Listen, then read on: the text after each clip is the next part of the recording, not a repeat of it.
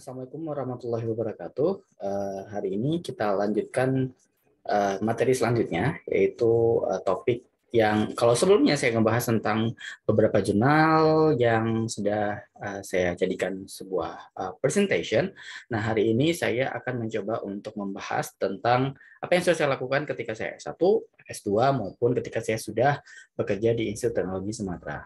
Sekedar perkenalan bahwa saya dulu merupakan alumni dari Department of Biology Universitas Sumatera Utara, Fakultas MIPA. Lalu dari tahun 2007 sampai 2011, lalu di tahun 2012 saya melanjutkan ke program studi mikrobiologi di Institut Pertanian Bogor yang sekarang branding namanya menjadi IPB University dari tahun 2012 sampai tahun 2014. Selanjutnya di tahun 2016 sampai sekarang saya bekerja di Institut Teknologi Sumatera di program studi biologi. Nah, kali ini saya akan membahas tentang prospek keanekaragaman hayati bakteri tanah dari 3 provinsi di Sumatera.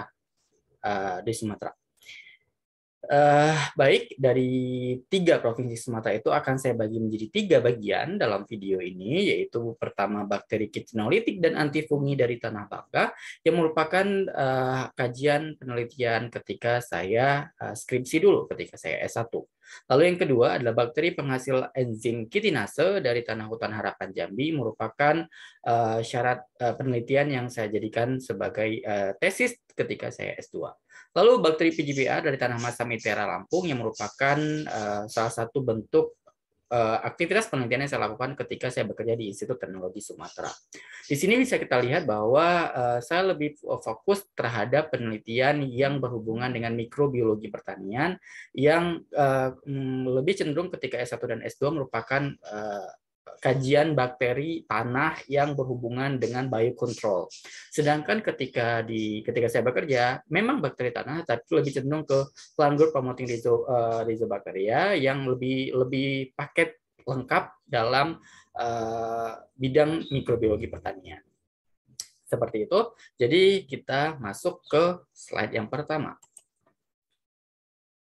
Dasar dari penelitian saya lakukan ini adalah karena kita tahu bahwa Indonesia merupakan negara yang memiliki diversity yang tinggi.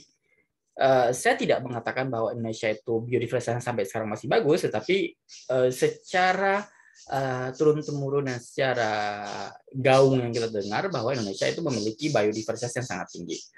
Walaupun pada faktanya mungkin agak berbeda gitu ya. Nah, dari diversitas yang tinggi itu, Pulau Sumatera itu mengalami eksplorasi dan aktivitas manusia.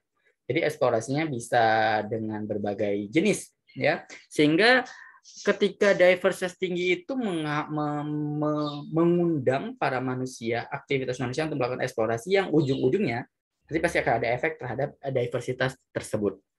Yang pertama, kita lihat yang di bagian kanan saya, itu kita bisa lihat bagaimana Pulau Bangka yang mengalami eksplorasi penambangan timah yang menyisakan kondisi tanah yang tercemar dan kritis. Lalu di bawahnya, itu adalah hutan harapan Jambi yang menjadi lahan agroforestry kelapa sawit, yaitu artinya monokultur kelapa sawit. Walaupun kelapa sawit itu memiliki nilai ekonomis yang sangat tinggi, tapi ketika ditanami dengan pertanian monokultur atau dengan pengolahan yang tidak baik, maka itu akan berefek terhadap diversitas yang tergerus ya, sehingga jumlah diversitas yang ada di sana itu mungkin menjadi menurun karena aktivitas dari agroforestry yang monokultur tadi. Lalu yang terakhir yang ada orang menanam itulah kawasan Itera yang merupakan lahan bekas perkebunan karet yang mengalami perubahan pH tanah menjadi sangat masam, yaitu pH-nya 4,09 yang sudah saya laporkan di tahun 2019 bersama tim saya itu Yunili Safitri. Nah, akibatnya itu menjadi eksplorasi yang istilahnya adalah eksplorasi yang berlebihan sehingga menyebabkan ada sesuatu hal yang berubah di sana gitu ya, sehingga saya tertarik untuk mengkaji tersebut ya. Ketika ada sesuatu hal yang tercemar, maka di sana nanti akan ada bakteri-bakteri potensial. Kenapa bisa seperti itu? Biasanya bakteri-bakteri potensial yang indigenous di sana, ketika kita bisa mengisolasi bakteri itu di sana, artinya dia memiliki kemampuan tertentu sehingga dia bisa bertahan di kondisi yang tercemar seperti itu. Misalnya di Bangka dengan tanah yang tercemar timah atau di hutan harapan Jambi, mungkin akan ada beberapa bakteri potensial yang bisa kita ambil di sana. gitu ya. Lalu kita masuk ke apa sih sebenarnya konsep dasar ketika saya ingin melakukan penelitian itu. Ketika kita berbicara tentang diversity, ketika kita berbicara tentang bakteri, maka kita akan berbicara bagaimana kita mengeksplorasi bakteri tersebut setelah dieksplorasi mau diapakan gitu ya. Nah, ketika kita berbicara tentang mikrobiologi pertanian, maka kita akan bicara suatu tanaman. Tanaman itu merupakan host ya, merupakan host yang penting bagi keanekaragaman tanah, keanekaragaman mikroba yang ada di sekitarnya. Misalnya di microbiome ya yang di sebelah kanan saya itu ya, di sebelah kanan itu ada microbiome interaction zone, yaitu di mana di bagian sekitar perakaran tanaman itu merupakan banyak bakteri di sana. Karena apa? Karena di sekitar perakaran tanaman akan dikeluarkan root exudate. Jadi ada ekstrak-ekstrak dari akar tanaman itu yang attract si bakteri supaya berada di sana, yang ketika bakteri itu ada di sana di akar perakaran tanaman akan menyebabkan peningkatan pertumbuhan tanaman. Kalau bakterinya bagus. Kalau bakterinya jelek mungkin akan menjadi soil borne disease, artinya ada mati perakaran tanaman. Misalnya kayak di video saya sebelumnya seperti meloidogin seperti itu ya. Itu ada contoh-contoh misalnya kayak nematoda atau bakteri-bakteri patogen lainnya. Nah, ketika kita ingin menumbuhkan suatu tanaman supaya dia menjadi bagus, maka kita harus memperhatikan beberapa hal, yaitu adalah faktor-faktor biotik dan faktor abiotik. Faktor biotik itu seperti apa? Ada bakteri yang ada di sekitar perakaran tanamannya, cendawannya atau jamurnya, patogen serangga patogennya, lalu ada gulma, ya. Lalu faktor abiotiknya seperti pH, suhu, salinitas, keasaman, toksisitas dari logam. Toksisitas dari logam itu bisa efek dari misalnya tadi tambang, bisa juga dari penggunaan pestisida yang berkepanjangan, yang beberapa pestisida itu bahan bakunya itu adalah logam, sehingga lahan-lahan pertanian merupakan suatu lahan yang tingkat tercemarnya akibat logam itu cukup tinggi ya, tanpa disadari. Mungkin orang tidak tahu bahwa di sana kok bisa ada logam, padahal kan di sana tidak ada daerah pertambangan pertanian, tapi dengan penggunaan bahan kimia pestisida sintetik yang bahan bakunya beberapanya logam ya, itu bisa menyebabkan toksisitas logam di tanah pertanian. Menyebabkan apa? Tanah itu menjadi kurang subur. Seperti itu. Nah, ketika kita berbicara tentang bakteria, maka kita akan berbicara tentang beneficial of PGPR. PGPR itu Group Promoting Rhizobacteria, yang merupakan bakteri yang ada di sekitar perakaran tanaman yang menguntungkan, yang bisa memacu pertumbuhan tanaman. Dia bisa bekerja seperti apa? Bisa jadi biofertilizer, jadi pupuk hayati, bisa biopestisida yang menggantikan pestisida kimiawi.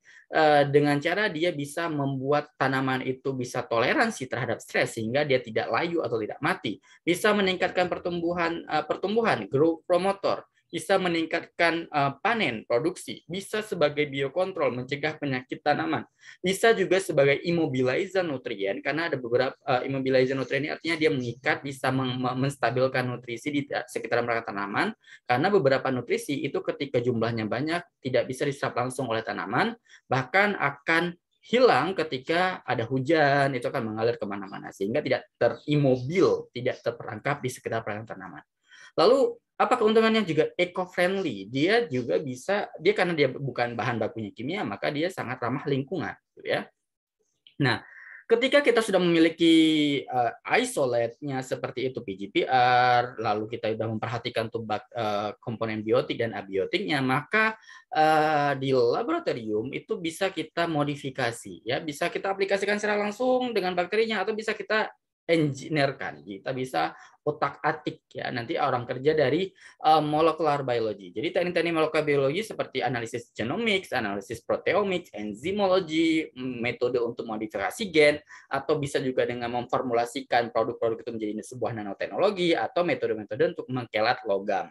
Yang tujuannya untuk apa? Untuk meningkatkan potensi dari PGPR. Nah, ketika potensi PGPR itu sudah kita dapatkan, maka kita bisa testing di laboratori, bisa kita aplikasikan di sebuah pot yang masih kecil, lalu kita bisa field testing, jadi bisa kita misalnya kayak di rumah kaca, lanjut ke lapangan, lalu kita bisa formulasi dan kita komersialisasi produk yang sudah kita buat, misalnya isolat bakteri, yang bisa digunakan oleh si petani. yang ujungnya adalah apa? Tanaman bugar, tanaman sehat, produksi tinggi, tidak tercemar, tidak merusak lingkungan. Seperti itu goals-nya ketika PGPR. Makanya saya tertarik terhadap mikrobiologi pertanian karena itu. Karena memang kita kembali ke alam, tidak terlepas dari pangan, gitu ya. Hidup itu butuh makan, tapi bukan makan untuk hidup, gitu ya. Bukan hidup untuk makan, tapi makan untuk hidup. Nah, di sini kita bisa melihat ya bagaimana plant growth promoting rhizobacteria itu memiliki potensi untuk meningkatkan pertumbuhan tanaman dan meningkatkan produksi pertanian dengan sistem pertanian berkelanjutan. Di sini saya ulang lagi karena saya sering membahas tentang PGPR. Gimana kerjanya gitu ya. PGPR itu bisa bekerja secara direct, mekanismenya bisa secara langsung, yaitu dengan cara fiksasi nitrogen, menghasilkan fitohormon. Kalian bisa lihat yang warna biru gambar di sebelah kanan saya ya. Ini jadi di sini kita bisa melihat bagaimana dia memfiksasi, lalu menghasilkan hormon, ACC deaminase, bisa melarutkan vitamin B yang larut dalam air, lalu bisa juga dia sebagai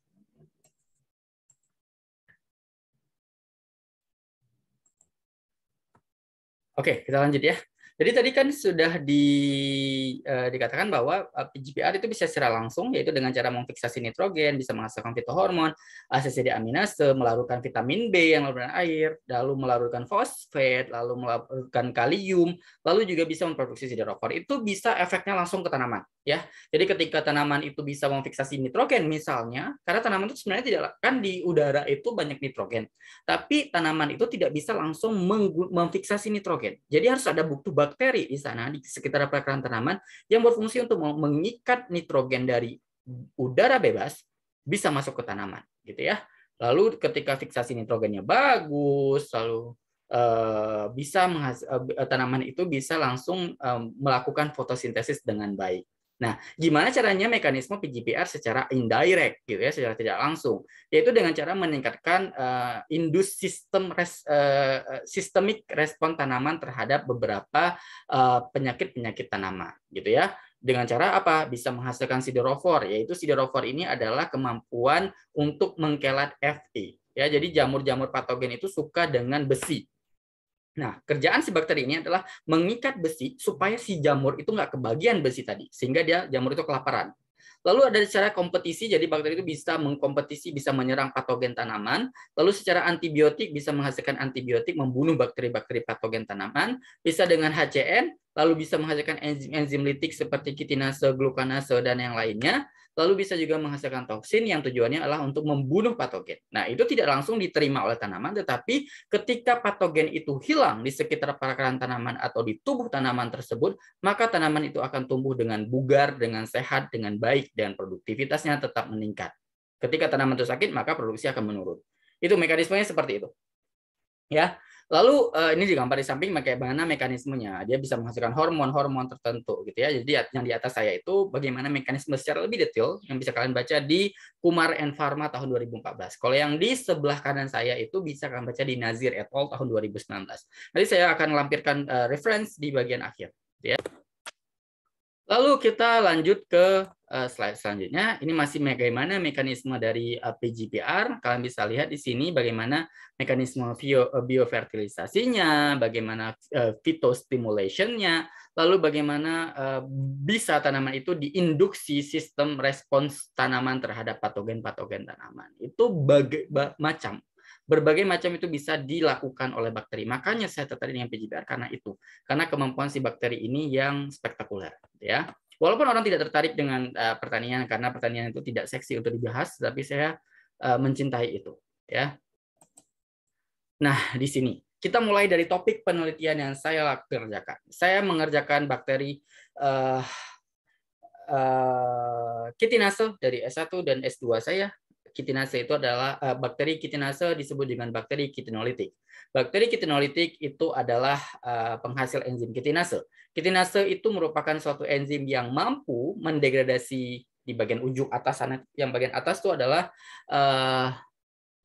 kitin, struktur kitin. Kitin itu terdapat bisa kalian temukan di jamur ya, di jamur patogen, di nematoda, di eksoskeleton serangga, cangkang udang, cangkang kerang itu akan ada kitin.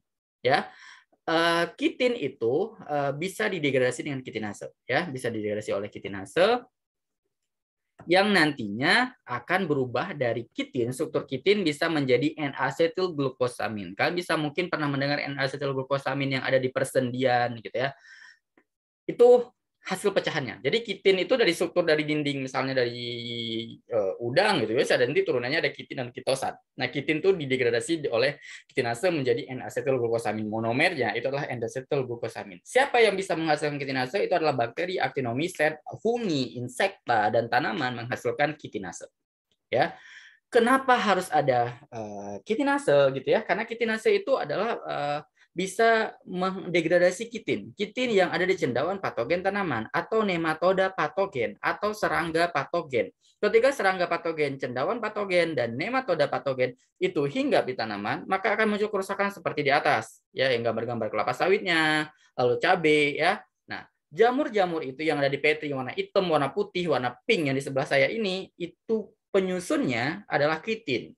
Ketika si Fusarium misalnya di sebelah saya ini. Nah, ini Fusarium itu bisa menyerang cabai, itu bisa jadi cabai yang seperti ini, nggak produktif. Atau si Curvularia affinis yang hitam di atas, atau si Coledotrichum gloeosporioides itu bisa menyerang pembibitan kelapa sawit. Jadi tanaman kelapa sawit jadi jelek kayak gini. Jadi nggak bisa kalau tiap pembibitan, karena di pembibitan jadi rusak, apalagi sampai ke tanaman dewasa. Seperti itu. Jadi itu dengan kita punya bakteri penghasilkan kitinase, kita bisa menghancurkan si jamur-jamur patogen tadi, gitu ya. Nah, itu yang saya lakukan selama kurang lebih beberapa tahun terakhir. Nah, informasi tentang bagaimana pengembangan dari si bakteri-bakteri ini itu sudah banyak dilaporkan ya. Jadi memang bakteri PGPR itu lebih banyak dari kelompok bakteri. Baru nanti turunannya ke cendawan, gitu ya. Karena misalnya seperti Bacillus thuringiensis, Alkaligen, Pseudomonas, Enterobacter, Serratia, Citrobacter itu yang sudah saya pernah dapatkan ketika saya S1, itu sebenarnya adalah bakteri-bakteri yang sudah dilaporkan. Ya, banyak yang dilaporkan bakteri-bakteri tersebut memiliki peran yang cukup baik ketika sebagai PGPR atau biocontrol. Ya, karena kenapa ini harus diteliti? Karena produk yang beredar di dunia sekarang itu hampir cuma 10% yang biopestisida. Sisanya itu adalah bahan sintetik, produk kimia. Dari 10% biopestisida tadi itu ada produknya adalah GMO. Nah, GMO itu kan kadang-kadang banyak orang yang kontra ya, walaupun kalau saya sih setuju aja, saya nggak peduli masa mau GMO mau non GMO. Tapi dari 10% biopestisida itulah GMO, artinya tanaman yang sudah dirakit. Tetapi kan kita harus memberikan opsi bagi yang kontra dengan GMO. Jadi kita memberikan produk yang ramah lingkungan, yang sehat dengan cara pemberian mikrobia langsung. Nah, dari mikrobianya itu sebenarnya itu di paruh-paruh lagi. Jadi bagian di atas ada lagi yang komponen itu adalah jamur, ada virus, ada parasitoid, ada bentuknya predator.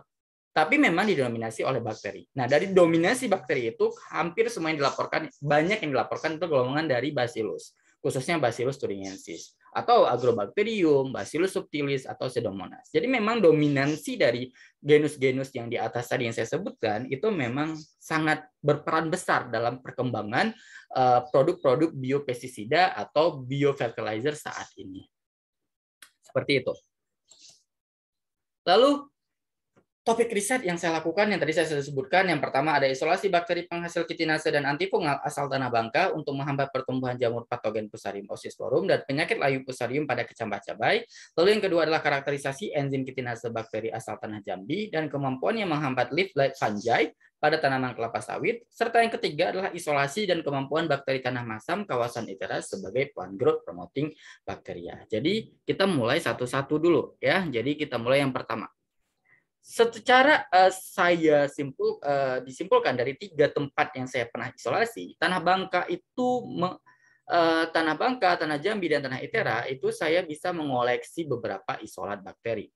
Tanah Bangka itu saya dapatkan 12 isolat bakteri ya dari total dari tanah tersebut. Lalu Tanah Jambi tim dapat mendapatkan 28, sedangkan Tanah ITERA itu saya dapatkan 32.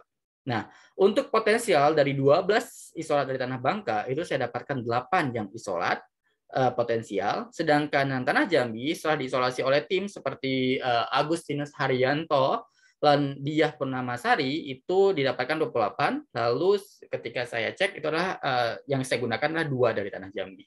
Lalu tanah ITERA dari 32 saya kembangkan atau saya fokuskan di 8 isolat saja. Itu. Jadi memang dominansi isolat itu tidak menjamin gitu ya. Kita mulai dari Tanah Bangka.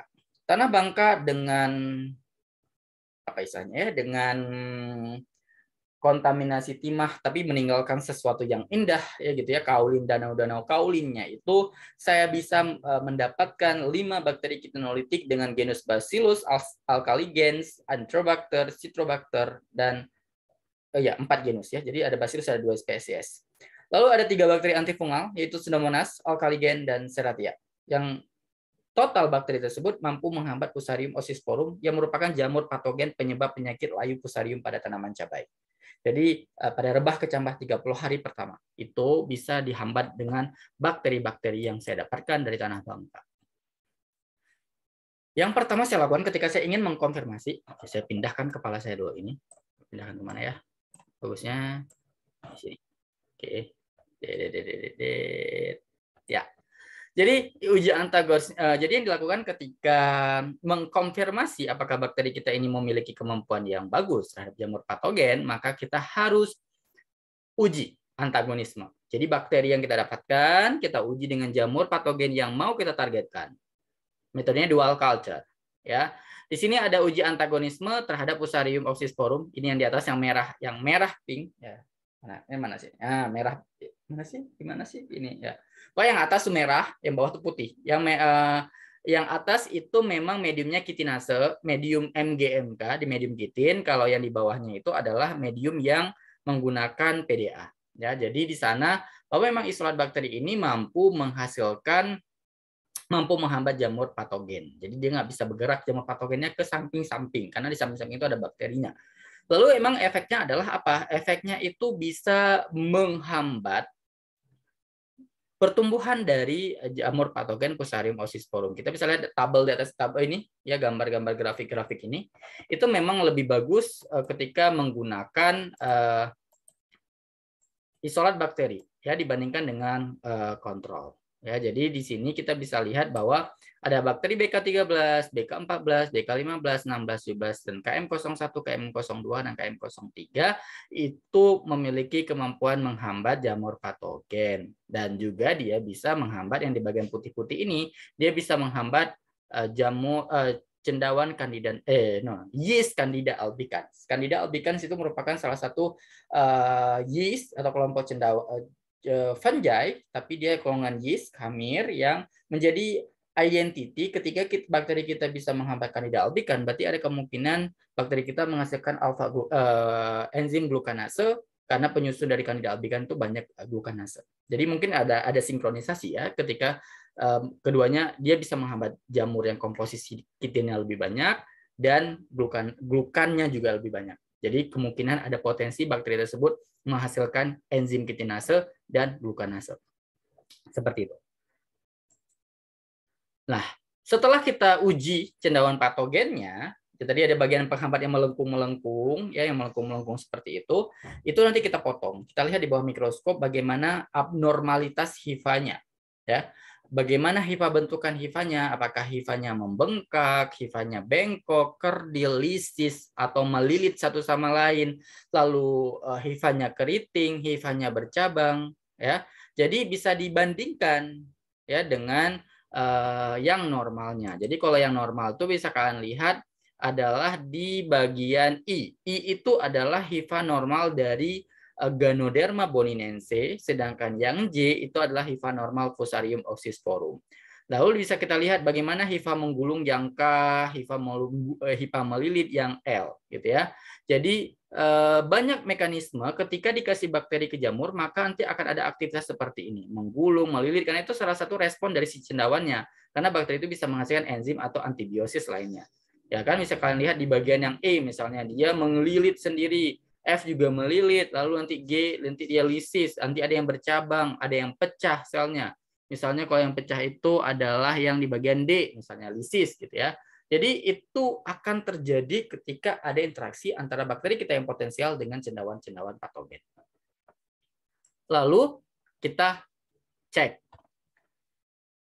Sebenarnya ketika kita ingin menentukan cendawan patogen yang mau kita uji, itu adalah cendawan patogennya itu apakah memang benar-benar patogen atau tidak. Karena tidak semuanya juga patogen. Misalnya, Fusarium oxysporum itu banyak jenisnya, ya. Jadi bisa Fusarium oxysporum SP capsicii, ada SP apa tuh yang di pisang, ada musae kan, ada yang di lada gitu ya. Jadi kita harus cek dulu, karena saya menggunakan cabai, maka saya harus cek uji patogenisitas Fusarium oxysporum ini ke tanaman cabai. Apakah memang benar cabainya itu mati karena Fusarium oxysporum? Jadi ketika dicek persentase rebah kecambahnya itu mencapai 58,62%. Jadi kalau misalnya lihat gambar di sebelah kanan, itu ada cabai yang sehat dengan cabai yang mati yang kena Fusarium oxysporum jadi kerdil. Nah, yang dari yang kerdil tadi itu diambil ditumbuhin di cawan peti yang bagian atas kepala saya ini ya, di atas kepala saya ini. Itu salah satu cara untuk kita mereisolasi bakteri kita. Ya, mereisolasi jamur patogen. Apakah memang benar jamur patogen itu yang masuk ke jaringan tanamannya? Ya, kalau seandainya benar ketika direisolasi, maka itu benar bahwa Fusarium oxysporum itu bersifat patogen terhadap tanaman. Setelah kita lakukan uji patogenisitas, nah kita di sini mau lihat bahwa yang benar-benar Fusarium tadi patogen terhadap si cabai. Selanjutnya kita akan melakukan yang namanya pengujian bakteri-bakteri yang sudah kita peroleh dalam menghambat serangan Fusarium yang patogen tadi. Nah, di sini kita bisa gunakan bakterinya bisa secara tunggal maupun dia secara digabungkan atau secara konsorsium. Tapi konsorsium itu lebih dari 2 gitu ya. Nah, di sini kita ada kontrol negatif sama ada kontrol positif. Kontrol negatif itu artinya si jamur itu si cabai itu hanya dikasih dengan Fusarium oxysporum saja. Jadi tidak ada biokontrolnya, tidak dikasih bakteri. Gitu ya. Sedangkan salah. Yang kontrol negatif itu hanya disiram dengan air saja, cabai sendiri gitu ya. Lalu adalah yang kontrolnya itu adalah yang dikasih dengan cendawan dengan Fusarium oxysporum saja tanpa bakteri. Lalu nanti dikasih bakteri, ada yang selanjutnya ada BK13, BK15, KM01, KM04. Lalu jadi gini, BK13 dan BK15 itu adalah